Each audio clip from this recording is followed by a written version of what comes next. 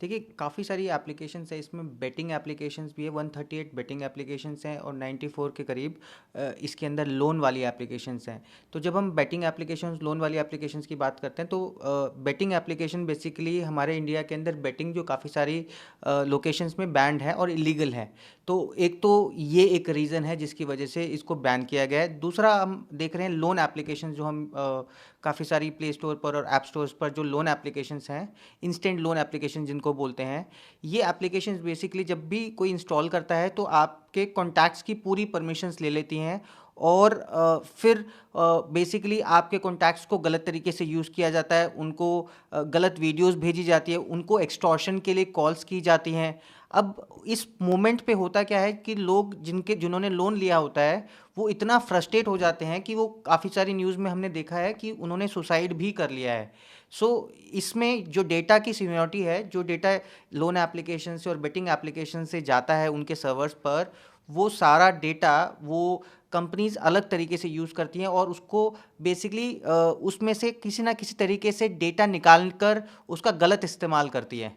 ये majorly reason है कि हमारी गवर्नमेंट ने इसको ब्लॉक किया है।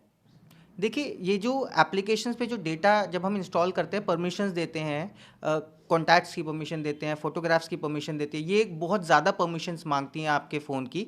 और जब वो परमिशंस देते हैं तो आपके फ़ोन से सारा डेटा वो अपने सर्वर्स पर अपलोड कर लेती हैं। अब जब ये कंपनीज़ के पास ये सारा डेटा आ जाता है तो उस डेटा के साथ वो छेड़छाड़ करते हैं। कई बार ऐसा भी देखा गया है कि फ़ोटोज़ को उठा लिया फ़ोन से और उस फ़ोटो को मॉर्फ करके उनके पेरेंट्स को भेज दिया गया और फैमिली फ्रेंड्स को भेज दिया गया, जिसमें हुआ ये कि उनको बहुत ही ज़्यादा डिस्ग्रेस और इस तरह की फीलिंग की वजह से उन्होंने कई कई बार सुसाइड भी कर लिया। तो आप इस तरह की जब चीज़ें रेगुलर तरीके से होंगी तो गवर्नमेंट को एक स्टेप आगे जाकर डेटा को, इंडिया से अगर वो डेटा बाहर जाके चाइना के सर्वर पे जा रहा है तो एक डेटा को लेकर काफ़ी प्रॉब्लम्स क्रिएट हो सकती हैं। क्योंकि वो जब हम चाइना की बात करते हैं, पाकिस्तान की बात करते हैं, तो डेटा को वो अलग तरीके से भी यूज़ कर सकते हैं, नेशनल सिक्योरिटी के लिए भी एक थ्रेट हो सकता है। देखिए, जब ये बैन लगा तो जो सर्वर से ये एप्लीकेशन चलती थी वो बंद हो जाएंगी। तो जब वो एप्लीकेशंस को ऑन करेंगे तो वो एप्लीकेशंस पे उनको कोई भी डेटा नहीं मिलेगा। बट जब वो उन्होंने एप्लीकेशंस को डाउनलोड किया था तो उन्होंने परमिशंस दी थी, कॉन्टैक्ट्स की परमिशंस दी थी, फोटोग्राफ्स की परमिशंस दी थी। तो वो जो सारा डेटा है वो सब उनके सर्वर्स पर अपलोड हो चुका है। अब इस डेट के बाद कोई भी डेटा नहीं जा पाएगा, लेकिन उससे पहले जो डेटा जा चुका है वो उनके सर्वर्स पर अभी भी है और वो अगर चाहें तो इस तरह के डेटा का गलत इस्तेमाल कर सकते हैं। देखिए, 69 का मेन ऑब्जेक्टिव होता है कि ऐसी एप्लीकेशंस, ऐसी कोई चीज़ जिसकी वजह से इंडिया की सोवेनिटी को खतरा हो या फिर इंडिया के अंदर किसी भी तरह का कोई डेटा लीकेज का प्रॉब्लम हो, या वो डेटा किसी भी फॉरेन एजेंसी के साथ शेयर किया जा सकता है, या फिर बाहर की ऐसा कोई कंट्री है जिसके साथ रिलेशन स्ट्रॉन्ग नहीं है but they are using the data, हमारा डेटा यूज़ कर रहे हैं और डेटा को यूज़ कर कर वो आगे के कोई भी नेशनल सिक्योरिटी को कोई थ्रेट हमको दे सकते हैं। तो ये कुछ धाराएं हैं जिसके बेसिस पर गवर्नमेंट ने इसको ब्लॉक किया है। और ये पहले भी हमने देखा है कि टिकटॉक के साथ, कैम स्कैनर के साथ और बहुत सारे पबजी के साथ ये पहले भी हो चुका है। मेजरली रीजंस इसके यही हैं कि डेटा का गलत इस्तेमाल होता है और गवर्नमेंट ये नहीं चाहती कि ये सारा डेटा बाहर की कंट्री में जाए और उसका गलत तरीके से इस्तेमाल किया जाए।